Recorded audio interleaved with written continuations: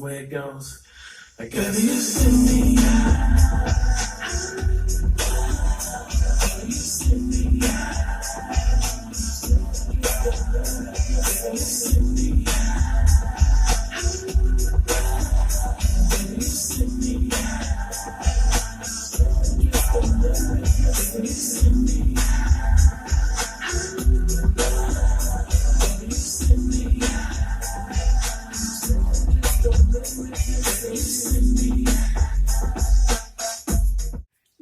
What's up, randos? Hope you're all good. Got a bit of a different experiment going on now with the Elfie on my shelfie again. What I'm going to try is SpiritTalker app with him, with his K2 Nisa, whilst watching the Proving Demons video with all the elf on the shelves in. We stayed at home, haunted by an imaginary friend. Just to see if that triggers anything. I have a feeling it might. So, K2 is on.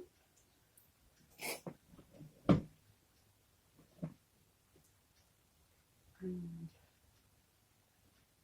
so is SpiritTalker.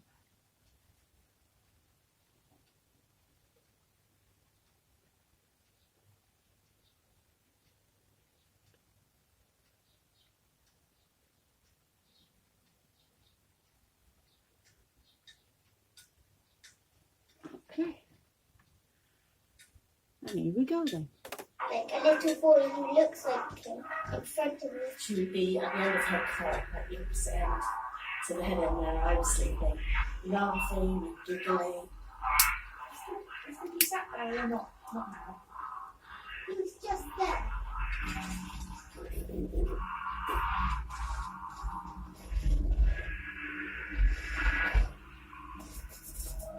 Straight away. You ready to go? I think so. Yeah, got all the bags packed up for a trip. Can I ask you, what do you honestly think an imaginary friend is? Do you believe that they are genuinely just figments of a child's imagination? I'm a bit split on this one. So I've worked with kids for the last, 6 years. And obviously professionally I'm like level 3 training, so I've worked at schools, nurseries, you name it, right, and hundreds of kids. Imaginary friends, I used to think that was something a child made up. I'm just being honest, as an attention thing. When I worked for nurseries, a lot of the children would do the whole, oh, my little friend, so-and-so, my little, imaginary friend Shane, and you'd say, oh, Shane did this, Shane did that. And it's like, you kind of start learning that this is like not an actual thing. But then some children, I do think it is real because it's the way they sort of describe things. So instead of just saying, blaming the imaginary friend for something bad they did, they go into detail and say, oh, Shane feels unhappy today because this happened, that happened. They go like really in depth with like feelings and like opinions of that person. So it's very split, where some of them I don't necessarily believe in it, some of them I think it's like very intimate detail you can't really. See, I find that interesting actually. You're bringing up children bringing emotions into their imaginary friend. Yeah. I think it's maybe their way, possibly, one theory is it's a caricature of themselves that use in order to speak for themselves without directing it on themselves. Yeah, I used to say that. That's so not I used to think that patience, some children as in, would use the imaginary friends expressing it, like the card game, that's patience as in to like hospital normal. So they patience. say, oh, my little friend feels this way, but actually that's the child reflecting their own emotions. So how do you feel about an adult family being creeped out by their child's imaginary friend because the things this imaginary friend is saying seems like something the child wouldn't come up with on their own? I mean, and they are saying that they're experiencing some strange things, and as if it was like this particular imaginary friend, which we're going to address and interview this child very carefully. What was her name again? Rosie. That's correct. Very pretty name. So we're going to be interviewing Rosie and find out exactly who these imaginary friends she has are and why they know so much. Yeah. Well, see, I was going to say, and I'm not just saying it for the case of just tonight's documentary, I'm just saying in general, I honestly believe Rosie's somewhat different. So the children I've worked in nurseries and schools with, you can read a child quite easily. So it's just simple things like their posture, their gait, the pitch of their voice and stuff. You can kind of tell when there's a bit like fibbing. But Rosie, she knows things, and I don't get how. It's like when we went to theirs a couple of weeks ago and said about the back rooms, and she came straight up to us and said, "Oh yeah, they know, aren't they?" And just walked off. Even I, as an adult, didn't know that. And then she says the elves tell her these things, but there's no way this child would know that. Yeah, we have been told by her parent that she is extremely gifted in a very eerie way in some ways, and very knowledgeable, but beyond her years. Have you ever heard the term indigo children?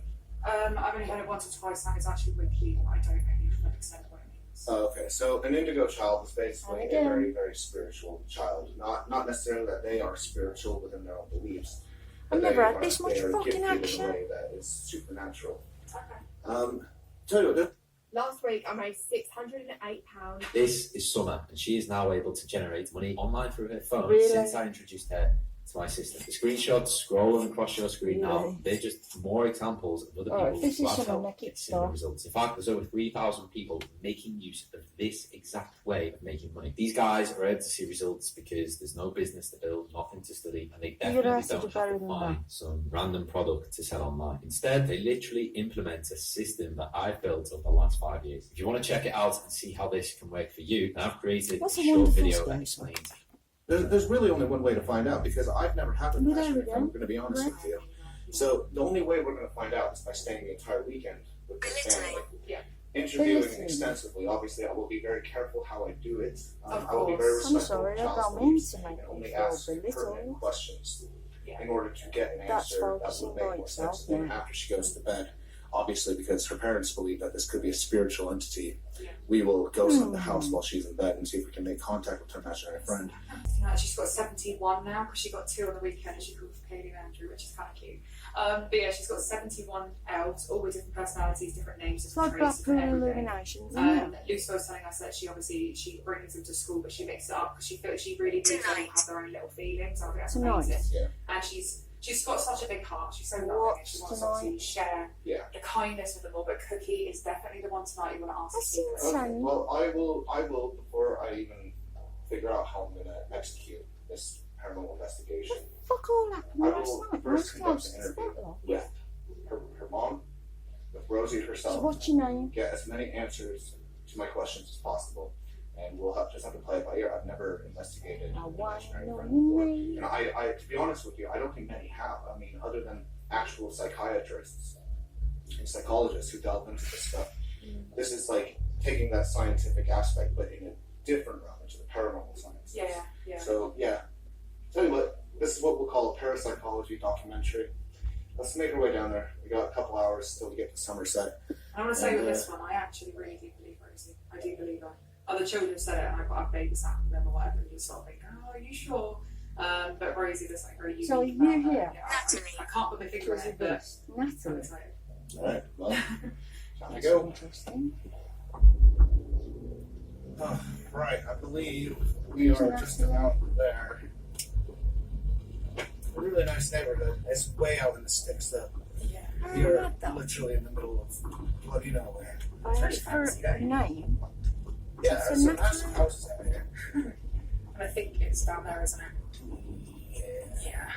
Oh, Woohoo, paranoia.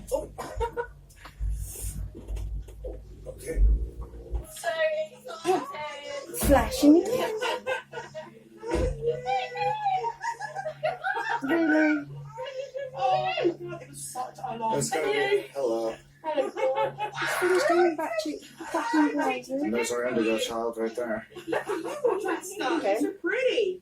So is she fully aware that she's going to be in a video? Are Oh, she's so excited. you excited to be in a video? Yeah? And you're going to help us out a lot and interest a lot of people with what you can talk to us about. Yeah. Right, let's get settled in. My bag Yep, kept get up. my stuff in. Let's do this. Would you like my bag So, kept in the up? interest of keeping Rosie outside of this interview with you, you've taken us where? To the downstairs craft studio room. Oh, you Studio Natalie, or- downstairs. It's being renovated. Maybe, yeah. Renovated. Oh, Oh, it's yeah, alright. Yeah, no, this'll work, Alright. First and foremost, would you like to state your name and, My name is Lucy Walker, and I'm Rosie's mum. There you go. Flashing. So obviously we've come here to stay the weekend with you guys, so we can maybe talk about. Yeah, I know it's gonna be fine. So we can talk about and experience these friends Rosie has. Could you tell me a little bit about this, like some backstory? I certainly could. Rosie now has like 72 elves, like elves on the shelf Elves, dolls. okay. Various different colours, various sizes. We've got camo ones, green ones, purple ones. But What about like Lucy? yeah, they are like her friends. She takes at least 3 of them to school, rotates with friends. Yeah. At least 3 to bed with her. They're all named. They all have their own personalities, and they each have a different story to tell. Okay. Where did this all stem from with elves then? Okay, so Rosie saw an elf in a shop in like Tesco's. Yeah. Just randomly on its own, like miles from the toys, and she said, "Mummy, the elf wants to come home with us." And I said, "Oh no, we've got 2 elves coming because it's Christmas, you know." And she's like, "But it really wants to come home with us, Mummy." Could just blow So out I the said, door. No. Like another time, she said, "Well, if it's still here after Christmas, can we take her home?" I said, "Yeah, okay, yeah," thinking nothing of it. I went back March probably, and Rosie said, "You know, we can get the elf if she's still there, can't we, Mummy?" And I'm thinking, "Yeah, it's March." "Yeah, of course we can." And halfway around the store, she stops at the air freshener aisle, Okay. pulls me back, and there, sat on the shelf, is the elf.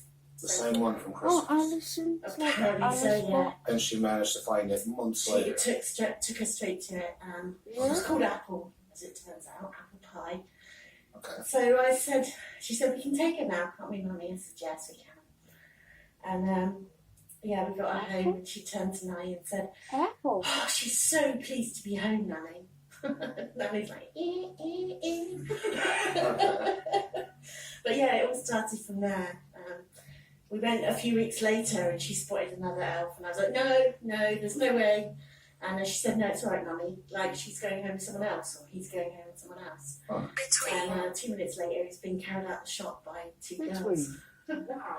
Okay, so almost like Thank you. predictive or Yeah. seeing. Okay, can I ask you? At what point did you realize that these elves that she's talking to might be a little bit more than a childhood fantasy? Well, there's certain Yeah, things she said that this she was couldn't aired on possibly know. YouTube, and I things found one that- of the fuckers. For example, she said, "Auntie Helen bought a..." Being toothless can take you to both physically and mentally. Based on the latest research, about 6% of adults in the UK have no natural teeth left. Hi, I'm Dr. Gomez, and today we will talk about dental implants and how they can help you deal with tooth loss for good. Oh, Losing your fuck's teeth sake. could have dire consequences, not only because it will affect your childhood confidence, but also can result in She's overall there. health deterioration. To make it even worse, it prevents you from eating your favorite foods Sorry. and impacts your social interactions negatively. There could be different reasons for toothlessness, such as Oh, for poor oral fuck's sake. hygiene, gum disease, or I was home from the hospital when you had me, didn't she, Mummy? Across the whole time. I had to think about that because it was all the blood and cesarean and, Yeah. you know, postnatal depression. It was all, and I have thought about it, and I thought, oh my goodness, it was Auntie Helen, yeah, like, you know, randomly. Fine. And I can't figure out how she would know that because it's not something I've thought about Yeah. since it actually happened. What about the So, phone? is there anyone out there who may not be with us who could have thought of that to tell her? Or, well, there's bound to be family. Yeah, she, before the elves, long before the Don't do elves, that she again. always has like conversations with nobody, you know, people. She would be at the end of her cot, like the opposite end to the head end where I was sleeping, laughing and giggling and playing with someone. And Shut off. when she's had tantrums, I've had to close the door, like the French doors, like it was in a hotel in Gran Canaria, and I was stood outside the French doors, like just holding them shut while So- she had this screaming Tell meltdown. me your name. And she appeared to be having a conversation. She said, "I'm trying to calm down. I'm trying to stop crying. Yes, I know I've got to be good for Mummy." She was talking with someone else who was Yeah. trying to calm her They're down. having a whole So conversation. this has been for quite a while then. Yeah, We're talking- I've got massive. How old are you yeah. now? She'll be 8 in September, so 7.5. Wow. So, what do you currently believe it Run might now. What's I this don't know, running? I can't help but think that Run spirits now. talking to Why? particularly one elf. I mean, they've all got characters, don't get me wrong. Like Cookie, the one elf. She was telling me the other day. It's just that this place is on, and now it's just started recording again. So it stopped recording by itself. Then it turned the fucking camera off by itself. Now it's storage low. Storage setting.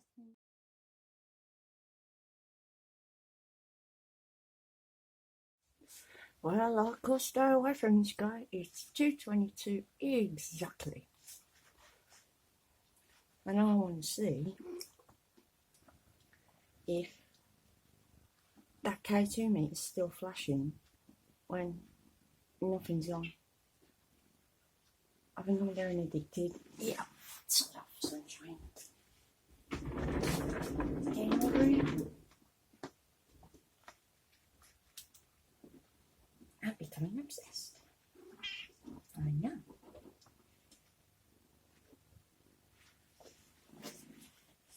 I will use DeadCom, I think, this time. Our SpiritTalker worked really well, didn't it? If this works, by the way, and I wanna elf you up. Hi. Her ball. Her ball. Not fur ball. But it could have been saying fur ball. Ouch. Like a Viking. Do you like my gloves? By the way, I mean that's you. I'm carrying my jacket. I'm a naughty fucking muggle.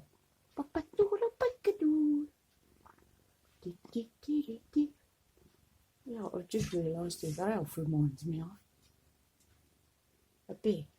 Jigsaw. If he had a trike, then I'm just realising who I'm reminding me of. It's Blakey from On the Bus. Fuck off.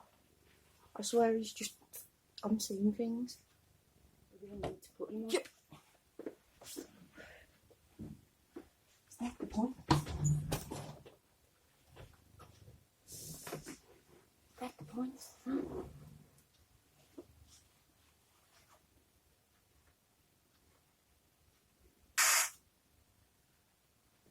I hate when it does that one shit. Just nice. And I really wish I hadn't thought of them on the trike. Oh my god. Shit. Yeah, no, I'm afraid. Whoa. She can help children. Who can help children? What, this elf? Are you? Is she? I thought it was a boy. Here comes Gypsy. No. Yeah, here comes the little DIY cat to fuck everything right up. Diddly dee, diddly dee, diddly dee, diddly dee. Come on. You can get anywhere you like. The dogs are in bed. Fuck off. Slow.